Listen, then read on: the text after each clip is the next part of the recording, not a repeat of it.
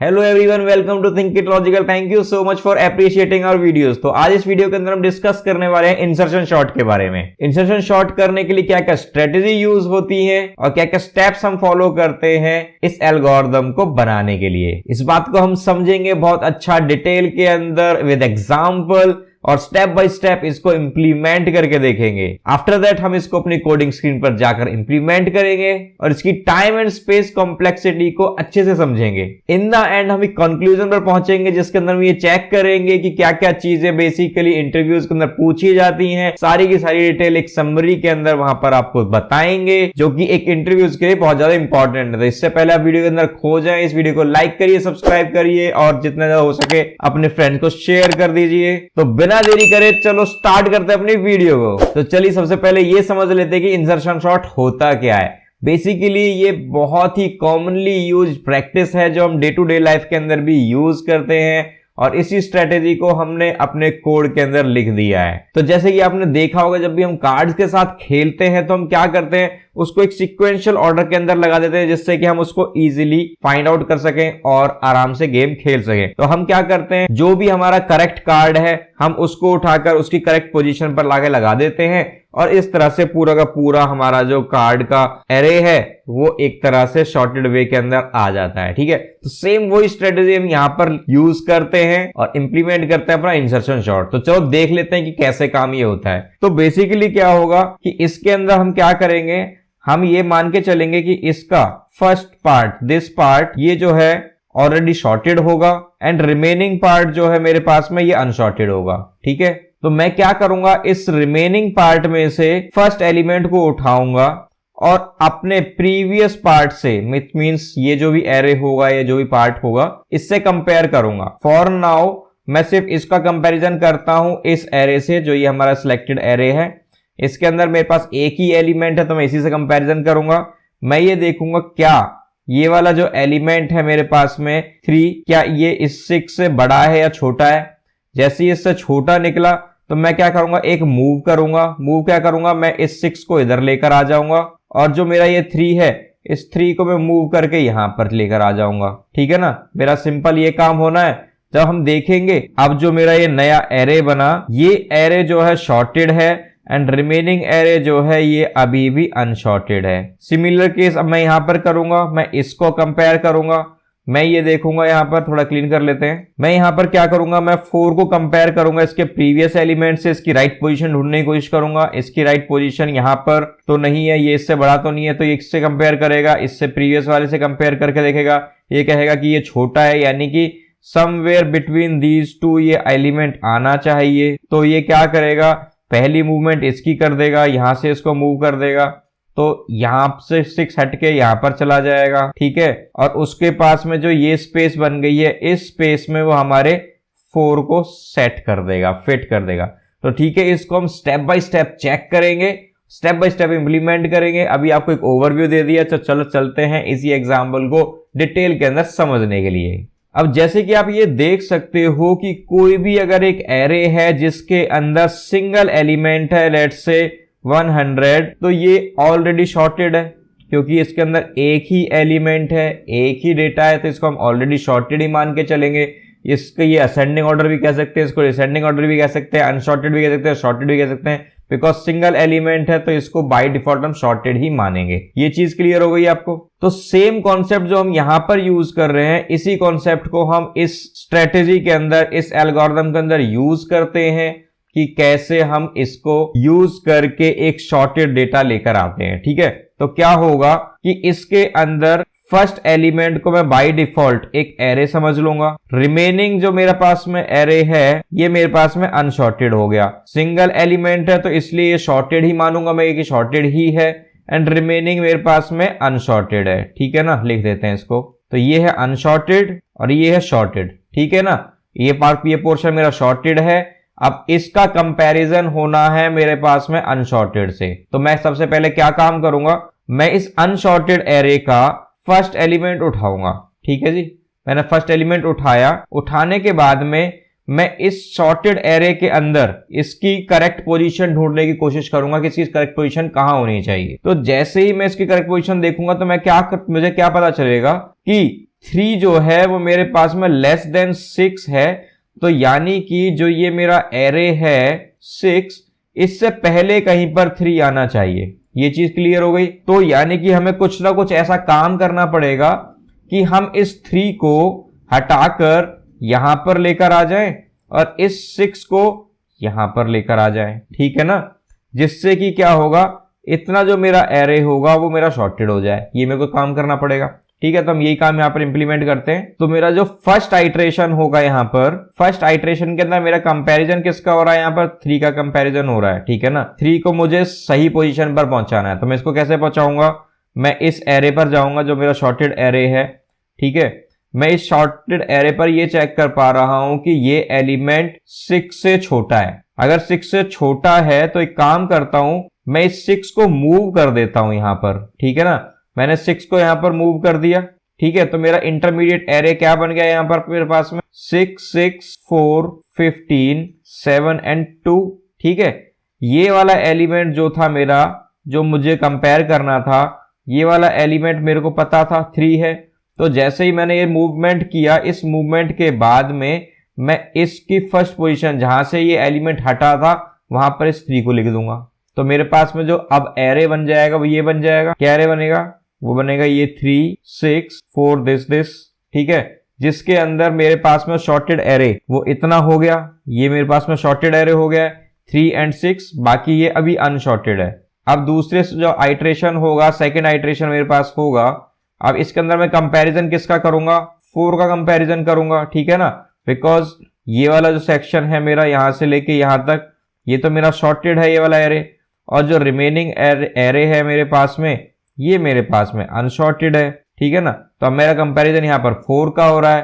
4 का कंपैरिजन जब मैं करूंगा यहां पर, तो मैं ये देख रहा हूं कि जैसे 4 का कंपैरिजन इधर होगा 6 से, तो वो कहेगा कि हाँ यार 4 तो 6 से छोटा है, यानी कि समवेयर 6 को मूव कर दो 4 की जगह पर। तो 6 को मूव कर दो 4 की जगह पर। तो मैंने 6 को यहां पर मूव कर दिया 4 की जगह पर, यहां पर भी मेरा 6 ही रह गया, यहां पर मेरा 3 रह गया, ठीक है ना। और रिमेनिंग जो मेरा एरे था मेरे पास में 15 है, जो कि अनशॉर्टेड है, अभी अनटच्ड है, मैंने उस पर काम ही नहीं किया है। अब मेरे पास में क्या होगा, मेरे पास में जब ये एक मूवमेंट हो गई यहां पर मेरी एक मूवमेंट हो गई, अब मैं एक बार और कंपेयर करूंगा इसके साथ में, इससे प्रीवियस कहीं ऐसा कोई एलिमेंट तो नहीं जो कि इससे बड़ा हो, ठीक है ना। जब मैं इसको 3 से कंपेयर करूंगा 4 को, तो पता चलेगा नहीं 4 तो हमारा 3 से बड़ा है, तो यानी कि समवेयर बिटवीन दीज टू ही ये आना चाहिए, जो कि सिंपल एक ये पोजीशन बची है मेरे पास में। तो इस पोजीशन के अंदर मैं यहाँ पर 4 को फिट कर दूंगा। तो मेरे पास में अब जो नया एरे बनेगा वो क्या बनेगा, वो बनेगा ये। मैं इसको थोड़ा सा क्लीन कर देता हूं एंड 4 भी मैं यहाँ पर ग्रीन में ही लिख देता हूं, इससे आपको पता चल जाए, ठीक है। तो 4 अपनी राइट पोजीशन पर पहुंच गया है, ठीक हो गया। अब एक काम करते हैं, आगे बढ़ते हैं। अब हम क्या करेंगे, जो हमारे पास में एक और आइट्रेशन होगा, थर्ड आइट्रेशन मेरे पास में जो होगा, थर्ड आइट्रेशन के अंदर मेरा कंपैरिजन किसका होगा, 15 का कंपैरिजन होने वाला है। तो मैं यहां पर लिख देता हूं 15 को, ठीक है।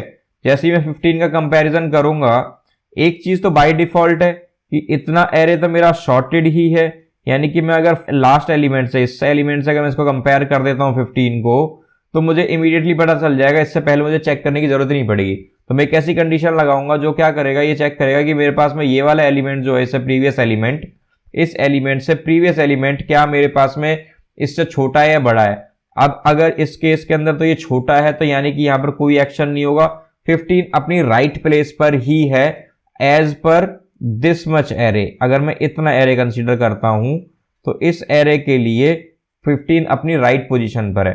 तो मेरे पास में जो थर्ड आइट्रेशन के बाद जो एरे बचेगा बनेगा वो क्या बनेगा, 3, 4, 6, 15 एंड रिमेनिंग जो अनशॉर्टेड एरे है वो है 7 एंड 2, ठीक है। थोड़ा बोर्ड क्लीन कर देते हैं। अब मेरे पास में आइट्रेशन 4 आ जाता है, ठीक है ना। फोर्थ आइट्रेशन के अंदर कंपैरिजन किसका होने वाला है, 7 का कंपैरिजन होने वाला है। तो जैसे ही मैं 7 का कंपैरिजन करूंगा, मैं ये पूछूंगा कि क्या इसका जो प्रीवियस एलिमेंट है वो इससे छोटा है कि नहीं है।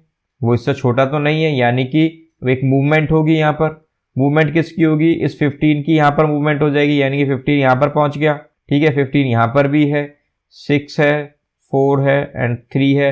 ये कुछ इंटरमीडिएट यहाँ पर स्टेप बन रहा होगा, ठीक है ना। अब इसके बाद क्या होगा, यहाँ पर मैं अब यहाँ पर जब मैंने इस वाले स्टेप पर कंपैरिजन हो गया, मैं यहाँ पे भी दोबारा कंपेयर करके देखूंगा, ठीक है ना, कि इसके प्रीवियस इस लोकेशन से पहले ये जो मेरा एलिमेंट है क्या ये छोटा है मेरे पास में मेरे इस 7 से, नहीं ये 7 से छोटा नहीं है, मतलब समवेयर बिटवीन दीज टू ही मेरा डेटा आना चाहिए, यानी कि यहां पर मेरा डेटा आना चाहिए। अगर मेरा डेटा यहां पर आना है तो मैं अपने की को यहां पर मतलब इस 7 को यहां पर डाल दूंगा, ठीक है। तो मेरे पास में अब नया एरे जो बनेगा वो क्या बन जाएगा, वो नया एरे बनने वाला है मेरे पास में 3 4 6 7 15 एंड अनशॉर्टेड एरे मेरे पास रह गया 2, ठीक है ना। बाकी सारा का सारा तो मेरे पास में शॉर्ट हो चुका है। थोड़ा सा क्लीन कर लेते हैं। अब देखिए गजब की बात होती है, अब जो मेरा पास में 5th आइट्रेशन आने वाला है इसमें मैं कंपेयर करूंगा 2 को, ठीक है। जैसे मैं 2 को कंपेयर करूंगा इसके प्रीवियस एलिमेंट के साथ में, मुझे पता चलेगा कि यार जो है ना 2 छोटा है 15 से, तो मुझे एक मूवमेंट करनी पड़ेगी, ठीक है ना। तो मैं एक मूवमेंट कर दूंगा, यहाँ पर 15 हो जाएगा मेरे पास में, ठीक है। फिर यहाँ पर 15 हो गया, फिर एक काम करूंगा मैं अब इससे इस जगह से पहले वाली पोजीशन को कंपेयर करूंगा। जैसे इसको कंपेयर करूंगा मैं कहूंगा क्या 2 मेरे पास में 7 से छोटा है, यस छोटा है, तो एक और मूवमेंट कर दो भाई साहब। इसने भी एक और मूवमेंट करी, मेरा 7 यहां पर पहुंच गया। अब मैं इसकी प्रीवियस पोजीशन को कंपेयर करूंगा, क्या मेरा 2 जो है 6 से छोटा है, तो वो स्टिल छोटा है, तो मेरे को एक और मूवमेंट करनी पड़ेगी, तो मेरे पास 6 यहां पर आ जाएगा। फिर उसके बाद मैं दोबारा कंपैरिजन करूंगा इसकी प्रीवियस लोकेशन पर, मैं चेक करूंगा क्या 4 मेरा 2 से छोटा है, नहीं 4 मेरा 2 से छोटा नहीं है, मतलब ये पोजीशन में छोटा नहीं है, तो एक और मूवमेंट यहाँ पर करनी पड़ जाएगी मुझे, यानी कि 4 यहाँ पर आ जाएगा। फिर इसकी प्रीवियस पोजीशन पर मैं इसको चेक करूंगा, इसकी प्रीवियस पोजीशन पर चेक करूंगा क्या मेरा 3 जो है 2 से छोटा है, नहीं है, तो मेरे पास एक और मूवमेंट करनी पड़ेगी यहाँ पर, तो मेरा यहाँ पर 3 आ जाएगा। अब मेरे पास में ये फर्स्ट इंडेक्स आ गया, मतलब 0th पोजीशन आ गई है मेरे पास में, तो यानी कि अब मेरा जो एलिमेंट है वो यहीं पर ही सेट होगा अल्टीमेटली। तो 2 को मैं यहां पर डाल दूंगा। ये भी कंडीशन लगेगी कि मैं ये एक बाउंड लगाऊंगा कि मैं जब पीछे जाता जा रहा हूं तो 0th ऐसे इंडेक्स मेरे पास पहुंचता है मैं वहां पर रुक जाऊं, ये नहीं कि मैं नेगेटिव इंडेक्स पर चला गया तो मेरे पास इंडेक्स ओवर बाउंड हो जाएगा, ठीक है ना। तो इस वजह से मुझे ये भी चेक इसमें लगाना पड़ेगा। तो अल्टीमेटली जब हम देख रहे हैं आफ्टर 5th स्टेप जो हमारे पास में जो एरे है ये पूरा शॉर्टेड हो गया है। हमने स्टेप बाय स्टेप उस एलिमेंट को उसकी राइट पोजीशन पर पहुंचाया और पहुंचाने के बाद में हमारे पास में एरे शॉर्ट हो गया। इसके अंदर हम एक सेक्शन को ले रहे हैं, इसको कंसीडर कर रहे हैं कि वो शॉर्टेड है एंड रिमेनिंग को हम अनशॉर्टेड मान के चल रहे हैं। उस रिमेनिंग अनशॉर्टेड के फर्स्ट एलिमेंट को उठाकर हम शॉर्टेड एरे से कंपेयर करते हैं, उसकी राइट पोजीशन ढूंढते हैं, हम उसके अंदर जहां पर मूवमेंट की रिक्वायरमेंट है मूवमेंट कर देते हैं, जैसी उसकी राइट पोजीशन मिलती है हम उस डेटा को वहां पर फिट कर देते हैं। ये चीज समझ में आ गई। तो इस तरीके से इंसर्शन सॉर्ट काम कर रहा होता है। स्टेप बाय स्टेप हमने इसको डिटेल के अंदर देख लिया है, तो चलिए इसको एक बार एनिमेशन के थ्रू भी देख लेते हैं कि जरा ये कैसा दिखता है, और चलते हैं अपनी विजुअल एल्गो वाली साइट की तरफ। तो मैंने आपके लिए ये अपना एरे बना लिया है, आप यहाँ पर इसको आराम से देख सकते हैं कि जो हमने यहाँ पर एरे का डेटा लिया था सेव एरे मैंने यहाँ पर बना लिया है। हम यहाँ पर इंसर्शन शॉर्ट करने वाले हैं। मैं इसको जैसी शॉर्ट वाली कमांड चलाता हूं, देखो क्या होता है मेरे पास में। स्टेप बाय स्टेप देखोगे आपको समझ में आ जाएगा। 6 का कंपैरिजन हुआ, 6 को शॉर्टेड मान के रखा हुआ था मैंने 3 को लिया था इसमें शायद, ठीक है ना। एक सेकंड, ये थोड़ा ज्यादा नीचे जा रहा है, अब देखते हैं। देखिए तो 4 अपनी राइट पोजीशन में, 15 को मैंने उठाया क्या राइट पोजीशन पर, इसमें प्रीवियस से कंपेयर किया वो सही जगह पर था। 7 को प्रीवियस से कंपेयर किया वो नहीं है, उसने 7 को उस जगह पर लगाया। उसके प्रीवियस से कंपेयर किया, देखा बीच में जगह, वहां पर चला गया। ऐसे 2 को कंपेयर किया 15 से, वो सही जगह पर नहीं था। 7 भी सही जगह पर नहीं था, 6 पर भी सही जगह पर नहीं था। 4 से भी छोटा है ये, 3 से भी छोटा है ये। ओके, तो मेरे पास ये सारी मूवमेंट हो गई। मूवमेंट होने के बाद में 2 अपनी जगह पर पहुंच गया और मेरा जो एरे है ये शॉर्टेड हो गया। इस तरीके से हमारा ये सारा का सारा काम चलता है। ये मैंने आपको एक एनिमेशन के थ्रू भी समझा दिया कि कैसे मूवमेंट हो रही है, कैसे हमारा एक पार्ट जो शॉर्टेड एरे है वहां पर डेटा करेक्ट पोजीशन पर जा रहा है, ठीक है। और कैसे हम इसके अंदर ये भी लुकअप कर रहे हैं कि उसकी करेक्ट पोजीशन क्या है।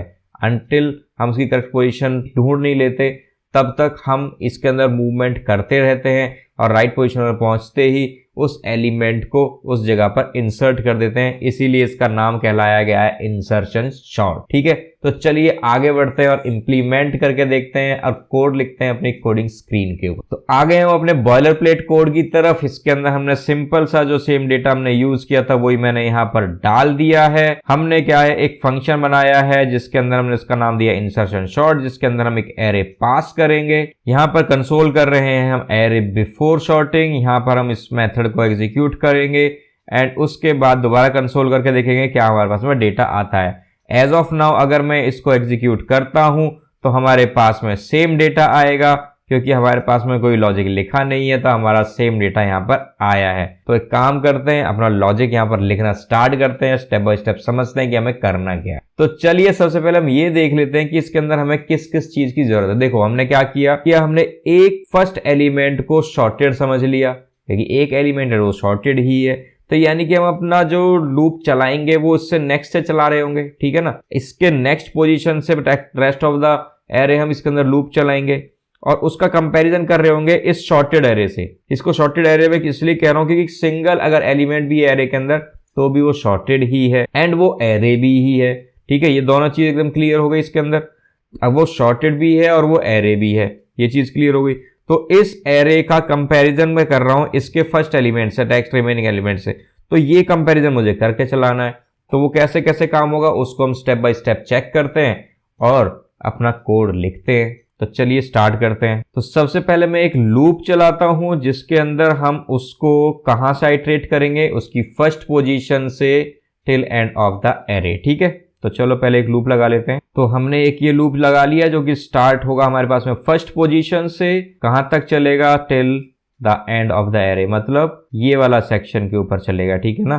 मैं हाईलाइट करके दिखा रहा हूं, 3 से लेकर 2 तक चलेगा ये एंड 6 जो है हमारे पास में इसको हम शॉर्टेड ही कंसीडर कर रहे हैं। दूसरी चीज हम क्या करेंगे कि हमारे पास में जैसे ये वाला एलिमेंट है मेरे पास में i = 1 या फिर जो भी एलिमेंट इसके अंदर जहां पर भी हम इसका कंपैरिजन कर रहे होंगे उस वैल्यू को हम कहीं ना कहीं पर हमें स्टोर करके रखना पड़ेगा, तभी तो हम उस एलिमेंट को वहां पर जाके रिप्लेस करेंगे। क्योंकि हम मूवमेंट कर रहे हैं एक एक एलिमेंट को 1 by 1 तो हम उसके अंदर उसकी उस वैल्यू को ओवरराइड कर दे रहे हैं एंड उससे हम उसको लूज कर दे रहे हैं। तो इसलिए हमें उसको किसी ना किसी वेरिएबल के अंदर इसको स्टोर कर रखना पड़ेगा। तो एक वेरिएबल डिक्लेयर कर लेता हूं जहां पर मैं अपने इस ith एलिमेंट को प्रिजर्व करके रखूंगा। Let's say the name is की, हमने इसका नाम की रख दिया है। तो की के अंदर कौन सी वैल्यू आएगी, की के अंदर वैल्यू आएगी जो भी मेरे इस एरे की ith पोजीशन पर डेटा है, ठीक है। मैंने अपना ये डेटा यहाँ पर रख लिया कि भाई मेरा इस पोजीशन पर इस वाले एलिमेंट को, इस की को मैं कंपेयर कर रहा हूँ, ठीक है, किसके साथ में, हमारे शॉर्टेड एरे के साथ में,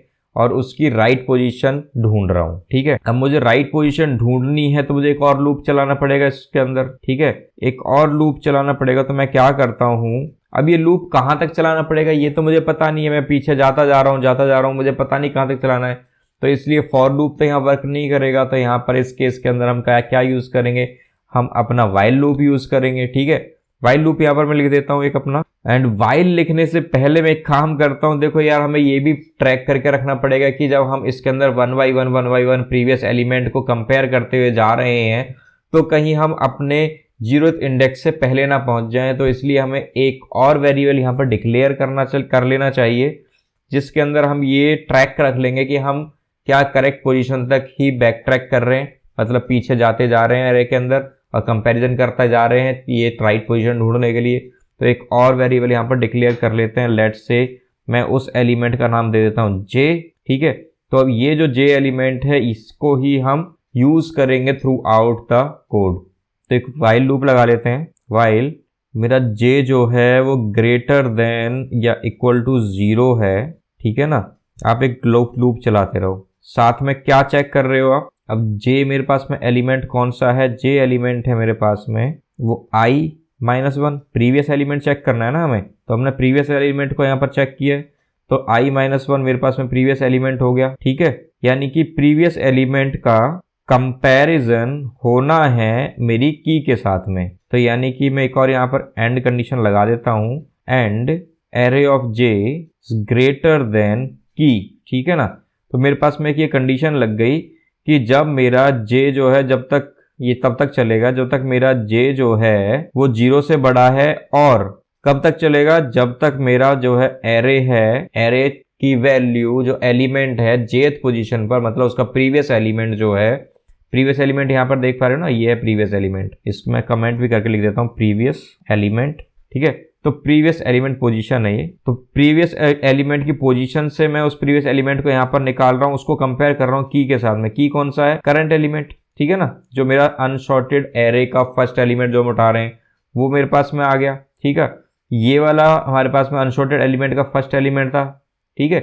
और ये वाला जो है एरे ऑफ जे, ये कौन सा है? प्रीवियस एलिमेंट है। तो इसके अंदर हम ये चेक करने के लिए, अब मूवमेंट करने के लिए हमें एक लूप चलाना पड़ रहा है, ये देखने के लिए उसकी राइट पोजीशन क्या है। अब जब तक ये एलिमेंट, मतलब एक तो ये 0 से बड़ा है, ठीक है ना, 0th इंडेक्स नहीं है तब तक, और जब तक ये बड़ा है तब तक एक काम करते रहो, मूव करते रहो, ठीक है ना। ये तो करना पड़ेगा, तो मूव करते रहते हैं इसके अंदर हम, उस एलिमेंट को हम यही तो मूव कर रहे थे। तो मूव कैसे करेंगे कि j+1 के अंदर हम j की वैल्यू को डाल देंगे, तो ये j की वैल्यू को मैंने इसके अंदर डाल दिया, ठीक है।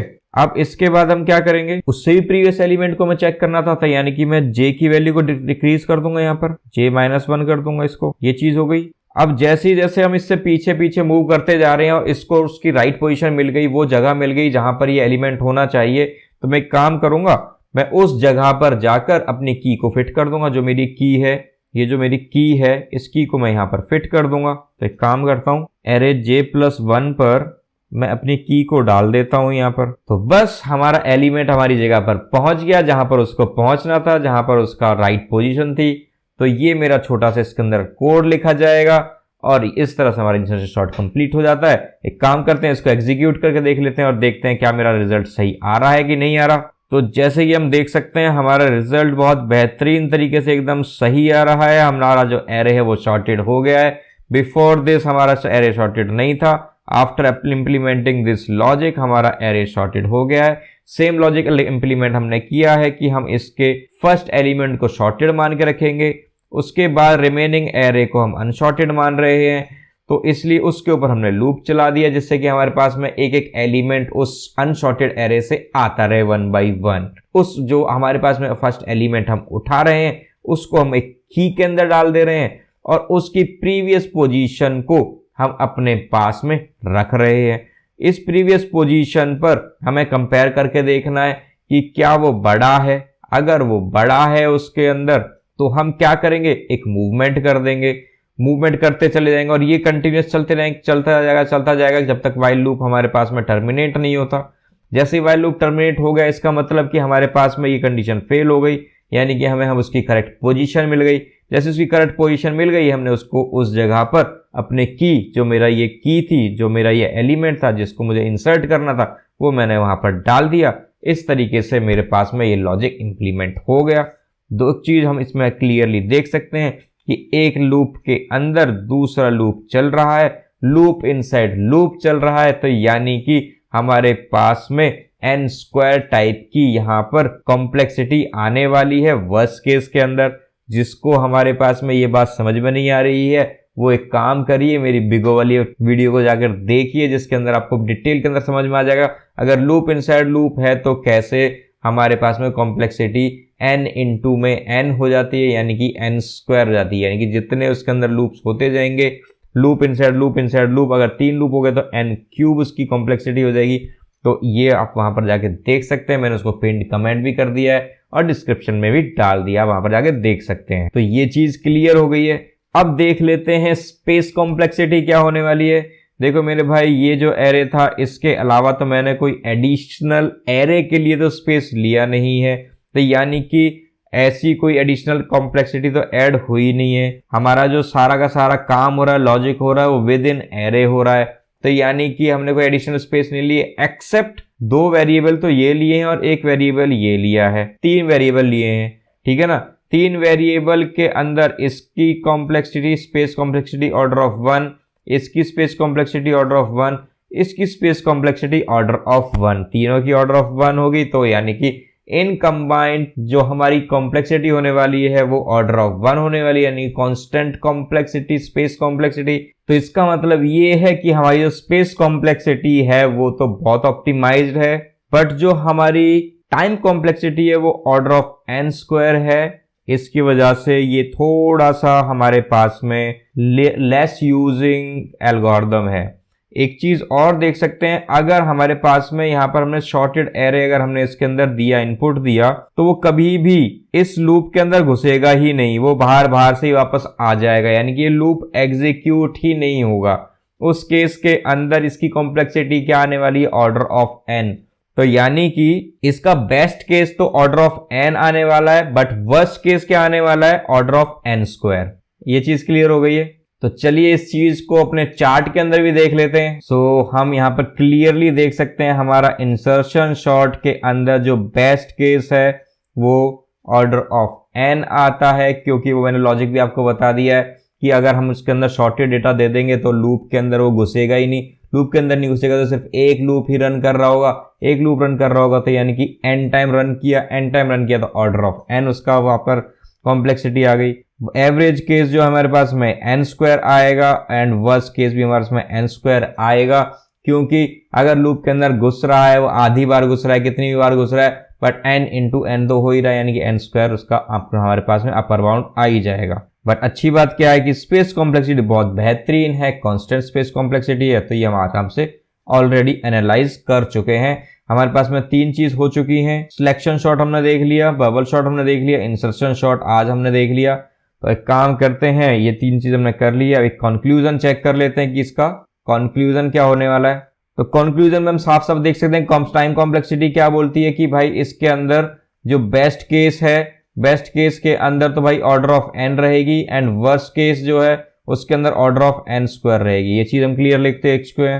अब ये इंटरनल शॉर्टिंग टेक्निक है कि एक्सटर्नल, भाई कोई एक्सटर्नल स्पेस हमने लिया नहीं है, तो यानी कि ये इंटरनल शॉर्टिंग टेक्निक है, विद इन एरे ही हम अपनी मूवमेंट्स कर रहे हैं एंड वहीं पर उस डेटा को शॉर्ट कर दे रहे हैं, तो कोई एडिशनल स्पेस हमने ले ली है। इसी वजह से इसकी स्पेस कॉम्प्लेक्सिटी भी ऑर्डर ऑफ 1 ही आ रही है, ठीक है ना, कांस्टेंट स्पेस कॉम्प्लेक्सिटी आ रही है। अब ये जान लेते हैं कि भाई ये स्ट्रक्चर पे ऊपर डिपेंड करता है या कंटेंट के ऊपर डिपेंड करता है। भाई आप खुद देख सकते हो स्ट्रक्चर पे तो कर ही कर रहा है, ठीक है ना, क्या डेटा डाल रहे हैं, क्या कंटेंट डाल रहे हैं। अगर शॉर्टेड डाल रहे हैं तो भाई ऑर्डर ऑफ n दे रहे हैं ना वो, और अनशॉर्टेड डाल रहे हैं तो वो ऑर्डर ऑफ n² दे रहा है हमारे पास में कॉम्प्लेक्सिटी, यानी कि ये दोनों के ऊपर डिपेंड करता है, ठीक है ना। तो यानी कि ये चीज भी क्लियर हो गई है। अब देख लेते हैं कि भाई ये स्टेबल है या अनस्टेबल है। बताओ क्या है। ऑफ कोर्स यार स्टेबल है ना, स्टेबल है। कोई हमारे पास में किसी पोजीशन की मूवमेंट थोड़ी ना हुई है, हमारा जिस ऑर्डर के अंदर डेटा था हमने प्रॉपर मूवमेंट करी है, 1 बाई 1 मूवमेंट करी है, 1 बाई 1 उसी पोजीशन पर उसको लगा दिया है, यानी कि कोई हमारा रिलेटिव ऑर्डर तो चेंज हुआ नहीं है, रिलेटिव ऑर्डर चेंज नहीं हुआ था, यानी कि ये एक स्टेबल एल्गोरिथम हो गई मेरे पास में, तो ये एक स्टेबल एल्गोरिथम है। अब लास्टली हम क्या देख लेते हैं, अप्रोच कौन सी यूज कर रहा है। भाई सिंपल सा subtract and conquer. Subtract and conquer क्यों कि भाई पहले इतना सेक्शन हमारा जो शॉर्टेड था, फिर 2 स्टेप हो गए सॉर्टेड, फिर 3 हो गए, फिर 4, फिर 5, फिर 6, फिर 7, यानी कि हम स्टेप बाय स्टेप इसके अंदर क्या करते जा रहे हैं, इसको सॉल्व करते जा रहे हैं। तो इसका स्ट्रेटेजी को हम क्या कहते हैं, सबट्रैक्ट एंड कॉन्कर, ठीक है ना। ये चीज क्लियर हो गई।